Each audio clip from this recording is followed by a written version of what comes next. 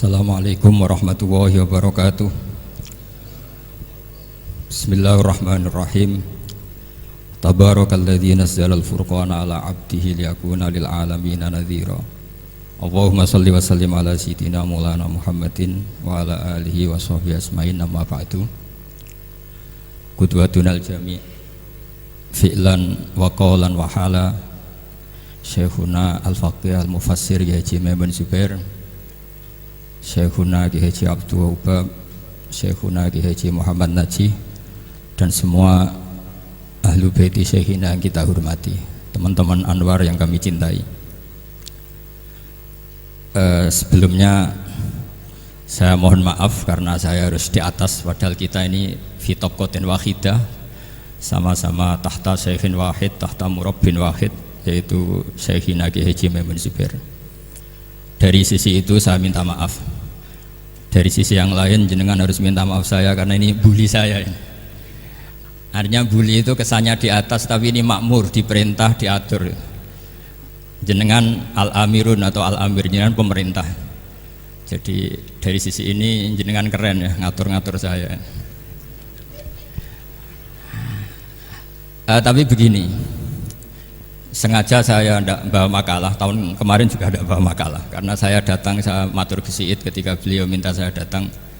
Gus, saya datang tapi tidak sebagai narasumber, ya seperti umumnya santri alumni. Jadi ya saya datang saja karena ada tugas memberi orasi ilmiah. Kita mulai begini. Jadi dalam disiplin ilmu yang dikembangkan di pesantren itu sebetulnya kalau pakai ilmu logika maupun sosial apa saja, baik sosial ilmiah maupun sosial budaya, kita ini jauh lebih unggul ketimbang tradisi mereka. Misalnya begini, dulu di era Umar bin Abdul Aziz ada yang memberi gelar Khamisul Khulafa, ini yang dikutip Mizan Kubro Imam Sa'roni. Beliau ngendikan begini, idza ra'aitum jama'atan yatanajawna sirran fima bainahum fi amri dinihim, itu fasyadu anna dzalika dhalalun wa bid'atun. Jika kamu melihat satu komunitas tertentu yang bisik-bisik agama tapi di grupnya mereka sendiri tanpa melibatkan kelompok lain yang mungkin a'lama minhum, lebih alim, maka itu sesat, dhalalun wa bid'atun. Sehingga dulu itu sudah ada tradisi konsensus ilmiah. Konsensus ilmiah ini diputuskan oleh konsensus yang min ahlil ilmi, sehingga orang yang tidak ngalim itu ya konangan. Kalau sekarang nggak pati konangan, tahu-tahu ada orang nggak jelas juntrungannya punya majelis tafsir yang bisa saja cindil tikus itu halal, hanya karena berdasar dalil, misalnya kula ajitu fima uhiya ilayya muharraman ala ta'imi yat'amuhu illa yakuna maitatan aw damam masfuhan aw lahma khinzir, sehingga dianggap yang halal itu banyak, yang haram hanya 3. Saya pernah ketemu di antara mereka, tanya, apa betul Gus Bak menurut Islam begitu? Terus saya baca di antara ciri Nabi itu yang ada di kitab Taurat dan Injil itu wa yuharrimu alaihimul khobais.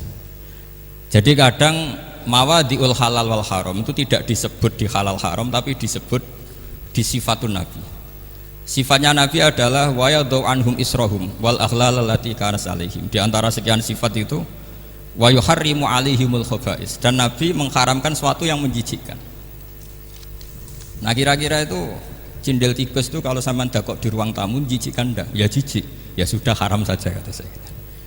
Akhirnya sebagian mereka ya tobat, mau ngaji sama ahlinya. Dulu ketika Imam Malik ngarak Muwatta, itu beliau ngendikan, dan ngendikan itu saya hafalkan. Ini ada di kitab Al-Manhalul Latif, juga dikutip Gus Najih dalam kitabnya At-Tajridul Musaffa. Aradtu kitabi hadza ala sab'ina faqihan min fuqaha il-Madinah fakulluhum wa ta'ani fasammaituhu al-Muwatta. Kitab ini sudah saya tasihkan ke 70 ahli fikih di Madinah, kemudian semuanya setuju, fakulluhum wa ta'ani, semuanya sepakat, fasammaituhu al-Muwatta, maka kitab ini saya namain al-Muwatta, yang disetujui. Sehingga kita tidak boleh menjadi orang-orang alim humul sendiri dewean terus dikultuskan santrinya, serambutnya gondrong, terus muridnya jari dulang Nabi Khidir, terus klambine kok kali Jogo itu, terus terkenal wali itu. Ini kalau kita begitu bahaya. Makanya saya senang model pendidikan Anwar. Ilmu itu dikonsensuskan. Siapa yang alim di takrib, di mu'in, ada debat, ada macam-macam. Sehingga yang terbaik, baik secara ilmu maupun perilaku dituakan. Ini penting, kalau ilmu tidak dikontrol itu repot. Saya berikan contoh betapa kita lebih kritis ketimbang tradisi di kampus. Saya pernah didebat sama salah satu kelompok ormas tertentu. Pak Baha, apa alasannya orang NU kalau megang istrinya itu kok batal gitu? Wong istrinya digauli saja boleh, masa megang itu batal gitu. Terus saya jawab, kamu tahu definisi mahram? Nggak tahu ya. Mahram itu orang yang haram dinikah. Yang haram dinikah itu ya ibu, anak, bule, ponakan. Yang haram dinikah itu namanya mahram. Justru istri itu namanya ajnabiyah, orang lain. Makanya boleh dinikah. Jadi statusnya istri itu orang lain, ajnabiyah. Sehingga boleh dinikahi. Kalau mahram malah nggak boleh dinikahi. Mereka akhirnya sadar, oh ternyata selama ini keliru. Membahasakan istri mahram itu keliru. Ya terus akhirnya dia jadi Syafi'i dadaan tadi. Pernah juga ada seorang kiai yang kepikiran mau mengharamkan atau menganggap ada fidah kalau orang haji itu rokok. Alasannya kalau kata pakar-pakar Kuwaitar itu cengkeh itu wangi.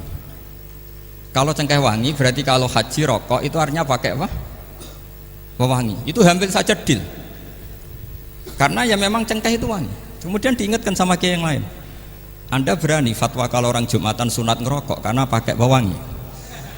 Terus wah iya ya, enggak jadi. Jadi ini pentingnya ilmu itu konsensus. Sehingga saya bicara di sini pede bukan karena saya merasa benar, enggak, kan nanti ada yang nasah ini. Kalau benar ya sampean dukung, kalau salah ya tinggalkan saja, biasa saja. Karena kalau sampean sama-sama tadi saya sudah bilang tahta topkotin wahidah, kita tahta syekhin wahid, tahta mursyid wahid. Saya pikir ilmu saya dan sampean ya unda-undi lah. Kita beda jauh kan dengan Gus Naji karena beliau alim, bisa ngarang kitab banyak. Kalau saya jenengan kan ya sama-sama nggak jelas gitu ya, sudah pokoknya santai-santai saja. Pokoknya rileks saja. Yang jelas saya datang ke sini itu mau cerita kebanggaan saya sebagai orang pesantren, produk pesantren kalau kata Gus Barak tadi. Di kampus itu saya berkali-kali ketemu dokter, profesor, dan mereka umumnya itu orang-orang yang galau, yang gelisah. Dan lucunya itu mereka memposisikan saya sebagai penasihat. Karena apa? Memang ilmu pesantren itu unik. Ilmu yang bisa menjawab problem apa saja. Mereka misalnya tanya begini, Pak Baha, saya ini orang kampung, yang bapak saya itu utun, kan? Utun itu lugu. Bisa menjadikan saya doktor, saya jadi dekan, saya jadi rektor. Tapi setelah di kota dengan sekian ilmu yang saya pelajari dari Eropa, dari Amerika, sekedar anak saya tidak narkoba itu sudah susah. Kok ranking? Nggak dengar anak saya ditangkap BNN itu sudah seneng saya. Artinya apa? Dia sadar ternyata kearifan lokal yang dididik para kiai menjadikan anak-anaknya jadi profesor, jadi dokter. Tapi dengan ilmu kedoktorannya orang menjadikan anaknya ranking itu susahnya bukan main. Karena nggak ada kearifan. Ilmu yang mereka anggap adalah dianggap ya, tentu tidak hakikat, eksak saja sebetulnya tidak juga subjektivitas mereka. Misalnya begini, ini contoh sekian. Pernah saya lomba cepet-cepetan matematika. Kalau saya kan pernah dimintai konsultan sebagai badan Basnas Nasional. Mereka kalau ngitung ya zakat tijarah itu 2,5%.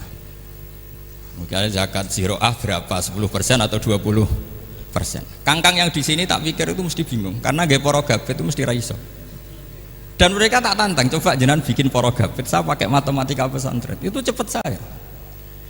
Karena matematika kita adalah matematika ummi. Ummi itu orang Arab, ummiyin. Gak usah diterjemah apa, ya sudah ummiyin saja. Ummiyin itu keibu-ibuan lugu. Jadi kalau nggak bisa itu ya terlalu. Misalnya 2,5%, kalau kita bilang kan rubu'ul usyur, ya sudah 1.000 itu diusurkan dulu menjadi 10. Setelah 10 itu kan misalnya ya 1.000 berarti usurnya 100, ya kan? Setelah 100 cari rubu'nya berapa?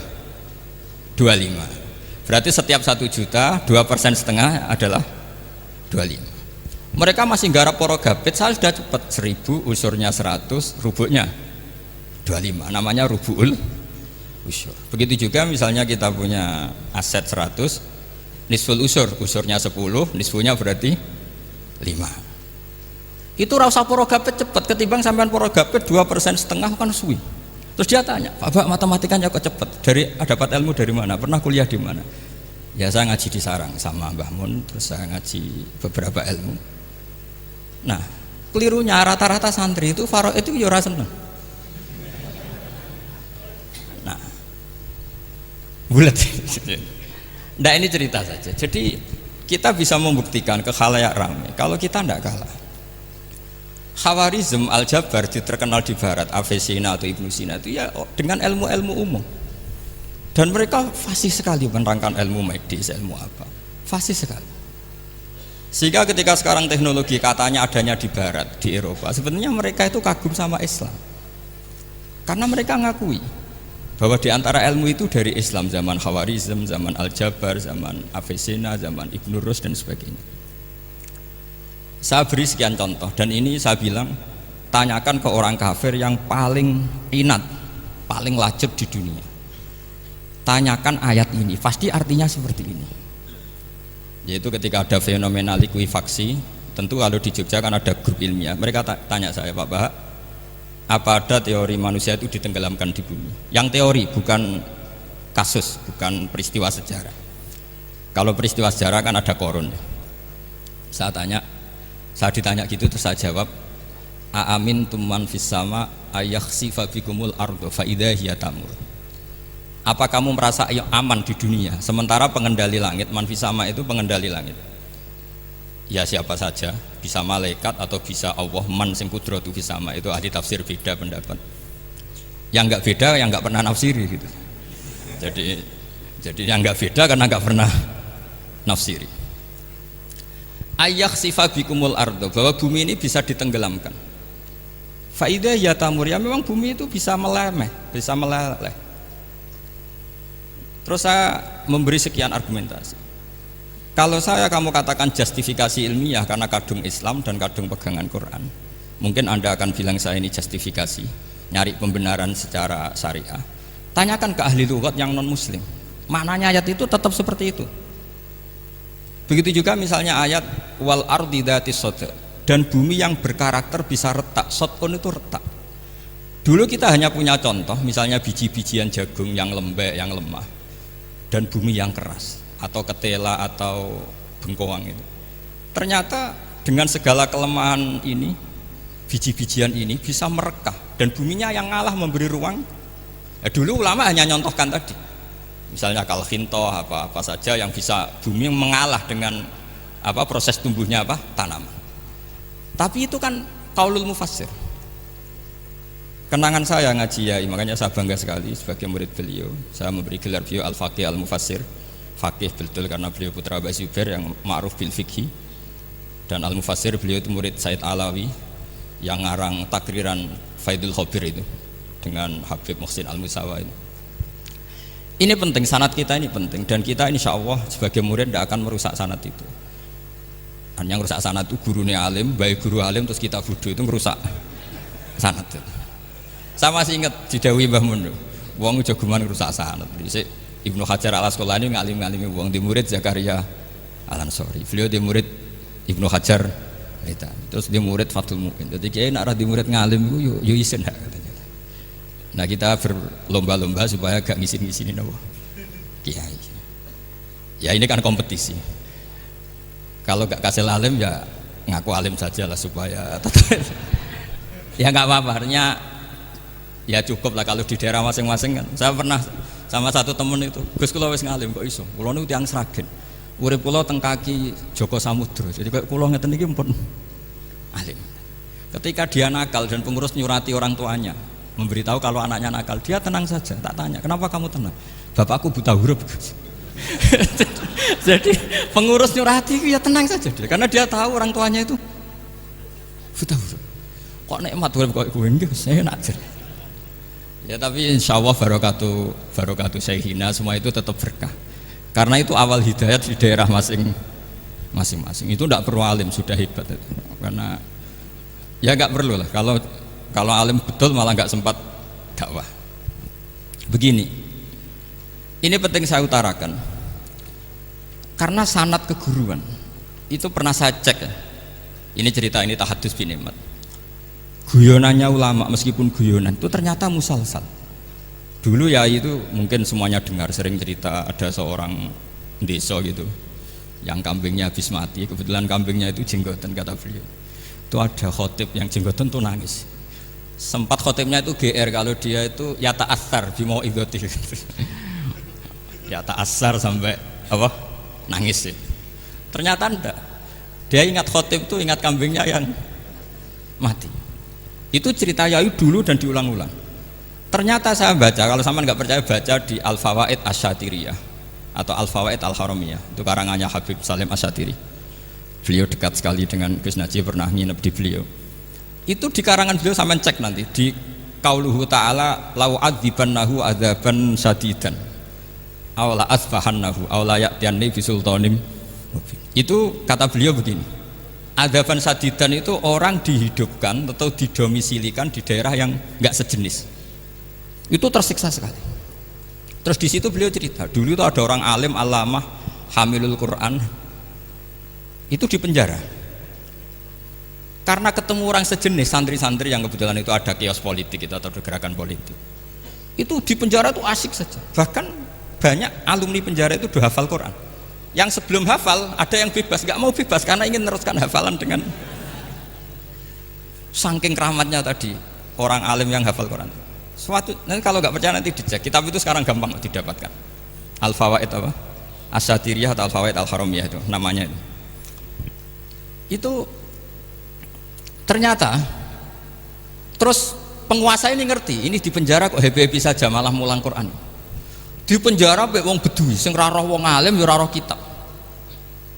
Ternyata si bedui tadi pertama melihat syekh yang jenggotan tadi, ingatnya sama kambing tadi. Langsung dong, ya Allah saya ingin bebas. Artinya betapa tersiksanya orang dikumpulkan orang yang tidak sejen. Dan guyonan itu ada di Al-Fawaid Asy-Syatiriyah. Betapa ini al-arwah junudun mujannad. Mbah Mun muridnya Sayyid Alawi pernah cerita itu, meskipun dengan analogi kias yang beda. Sayyid Habib Salim Asy-Syatiri itu malah cerita itu ditadwin, dimudawankan, yaitu ditulis di kitab. Itu kan luar biasa. Dan saya punya kitab itu. Kemudian yang sama lagi adalah Yai sering berkeyakinan annal ardo kurawiyah. Meskipun sampean mungkin lihat di video-video nak bumi itu flat, itu orang nggak mau mikir mungkin ya. Annal ardo kurawiyah. Saya percaya beliau karena beliau orang alim dan saya percaya teori falak. Kemudian saya cek di tafsirnya Imam Habib Syatiri tadi di ayat watarol jibala tahsabuha jamidatan wa hiya tamurru marras sahab. Kata beliau annal ardo kurawiyah wa anna hadhil ardo tamurru kal jibal atau tamurru mamarul jibal marul jibal. Ketika dia ditanya apa alasannya, watarol jibala tahsabuha, kan ada kata tahsabuha. Tahsabu itu hasibah yahsabu husbanan. Kalau sebagian lughat hasibah yahsibu husbanan. Nah, itu sekarang kata beliau, itu sekarang. Kenapa itu sekarang?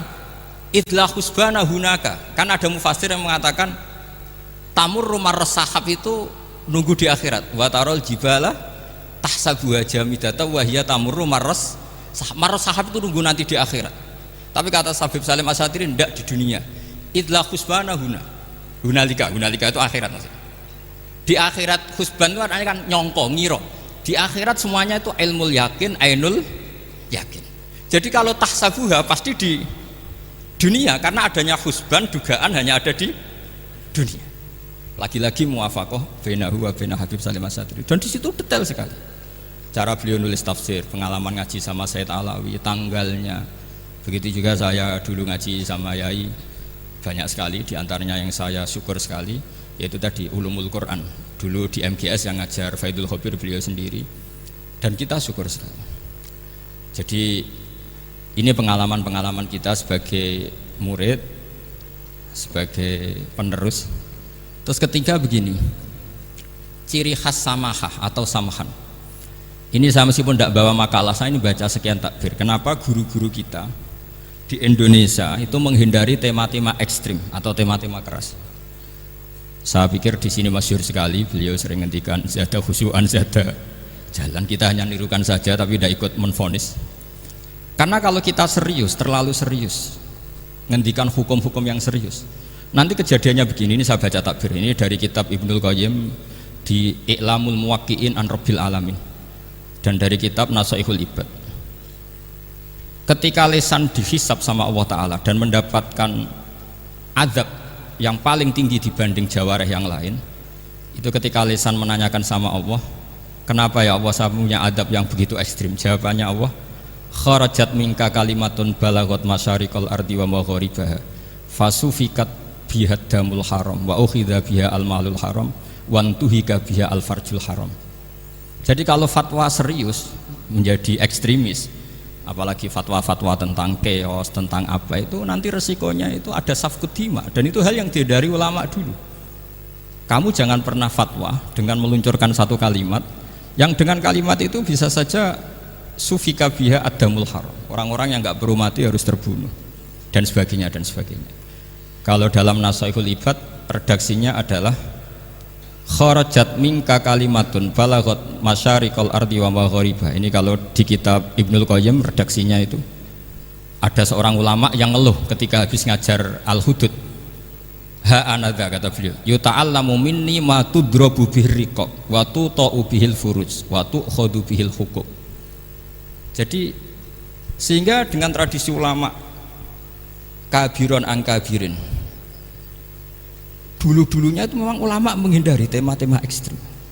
Bukan karena tidak bisa, karena takut ini kalau salah fatwa nanti safkut dima. Dan itu yang dilakukan Said Hasan bin Ali ketika beliau konflik, ya dengan tanda kutip konflik dengan Muawiyah. Kata beliau, bisa saja ini hak rajulin, ya sudah tak kembalikan ke dia. Bisa saja hak saya tak kasihkan ke dia, haknan lidima'il muslimin. Tapi karena hukum itu adalah hukum yang sifatnya ijtihadiyah, beliau tetap menutup dengan makalah wa in adri la'allahu fitnatul lakum wa mata'un ilahin. Saya tidak tahu ini kayak apa, jangan-jangan ini hanya fitnah.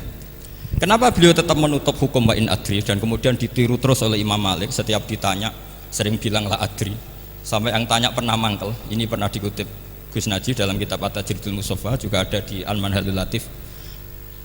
Kenapa sa'alim engkau selalu jawab la adri? Kata Imam Malik, jawab, saya ini orang jauh, kalau sampean bilang la adri nanti gimana? Saya laporannya disuruh tanya. Kata Imam Malik, happy saja. Fa'abligh man wara'aka anni la adri. Enggak kamu tok yang harus tahu kamu saya la adri. Ya kandhani pisan umat temen aku ya la adri.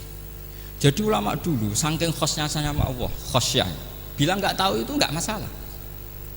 Karena begitulah sanad mereka dalam hal-hal yang ijtihadiyah, yang potensi safkut dima. Saya ulang lagi, yang potensi safkut dima itu milih aman bilang la adri. Sampean kalau nggak percaya dicek di Sahih Muslim atau di kitab-kitab hadis sahih yang lainnya. Dan ini juga yang dipakai Ibnul Qayyim ketika bikin muqaddimah I'lamul Muwaqqi'in dalam Khotorul Fatwa. Ada seorang namanya itu Buraidah. Buraidah itu Amirul Jais. Itu setiap mau perang atau punya MOU dengan kelompok lain, kata Rasulullah, jika mereka menginginkan kamu ala antun zilahum ala hukmillah wa ala hukmi rasulillah fala tunzilhum ala hukmillah wa ala hukmi rasulillah. Ada redaksi yang fi dhimmatillah wa fi dhimmati rasulillah. Walakin anzilhum ala hukmi, posisikan bahwa MOU itu atas nama kesepakatan kamu dan mereka. Fa innaka la tadri atusiba hukmallahi amla, karena kamu tidak tahu apa kamu persis sebagaimana hukum Allah pandang.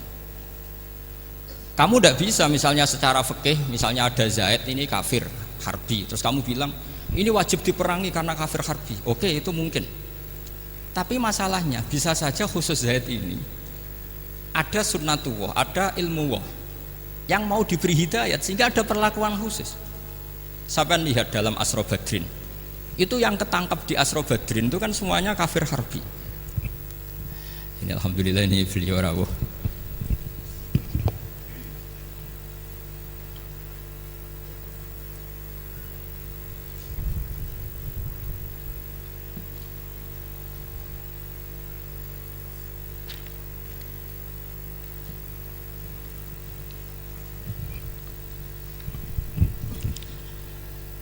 Kalau terusakan itu di Asra Badrin itu kan semua yang ketangkep itu adalah orang-orang yang dulu kafir harbi. termasuk mimpinihim ada Said Abbas. Tapi ketika itu jelas-jelas pernah kafir harbi ikut perang Badar. Ini pentingnya muqabalah. Apa Abu Bakar usul dimaafkan, Umar usul durbur riqab. Apa tanggapan Rasulullah SAW ketika masaluka ya Abu Bakrin masalu Ibrahim? Qala faman tabi'ani fa innahu minni wa man asani fa innaka ghafurur rahim. Wa masaluka ya Umar masalu Nuh. Qala rabbil la tadzar alal ardi minal kafirina napa dayar. Dan apa yang dilakukan Rasulullah? Beliau memilih pendapatnya Abu Bakar. Dan apa yang terjadi? Said Abbas dan beberapa sahabat menjadi Islam. Wa hasuna islamuhum. Artinya gini, jadi betapa dalam menganalisis satu hukum sosial, karena ini manusia, saya ulang lagi, karena ini manusia itu susah sekali. Makanya dalam banyak hal sikap-sikap Rasulullah itu dipandu oleh Allah. Tentu ada ayat laisa laka minal amri syai'un aw yatuba alaihim aw yu'adzibahum. Makanya saya mohon sekali ini para santri, khususnya santri alumni Alwar, mohon belajar itu tafsir Munir itu detail. Karena di tafsir Munir itu misalnya ada ayat tertentu yang mengkritik orang kafir tertentu, fitil kalwaqiah gitu. Di situ ada kejelasan fa aslamu wa hasuna islamuhum. Misalnya wasfir nafsaka ma'al ladzina tuna rabbahum bil ghadat, terus wala ta'du'anaka anhum turidu zinatal hayatid dunya. Terus beliau menerangkan orang-orang ini yang dulu angkuh enggak mau ta'alum sama Nabi karena enggak mau jejer sama du'afaul muhajirin dan du'afaul ansor, itu akhirnya Islam dan wahasuna Islam. Saya kira demikian. Nanti monggo bareng-bareng istifadah dari Syekhina Najih. Dan saya syukur sekali karena mendapatkan naskah At-Tajridul Mushaffa. Saya sinau bughot itu banyak di kitab-kitab fikih, tapi saya mengenang dari yang dikutip beliau tentang Imam Malik, tentang bughot in kharaju ala misli Umar bin Abdul Aziz. Terus ketika siapa itu Ibnu Qasim tanya, fa illam yakun mislah, kata Imam Malik, ya dakhum gitu. Dakhum yantaqimu wa min dzalimin bi dzalimin. Summa yantaqimu min kilaihim. Jadi sikap-sikap dari Syekhina, dari para ulama-ulama kita yang sabar ngadepi umarok yang macam-macam, itu adalah sikap dari guru-guru kita, musalsalila Rasulullah sallallahu alaihi wasallam. Ini penting saya utarakan karena jangan sampai kritis kita sampai menjadikan bangsa ini keos. Kalau keos nanti safkut dima, tentu itu yang enggak diinginkan Sayyid Hasan bin Ali, dan beliau dapat gelar dari Rasulullah, inna ibni hadza la sayyidun wa la Allah yuslihu bi baina fi'atin azimatin. Saya kira demikian, dan bareng-bareng monggo istifadah dari Sayyid Hasan.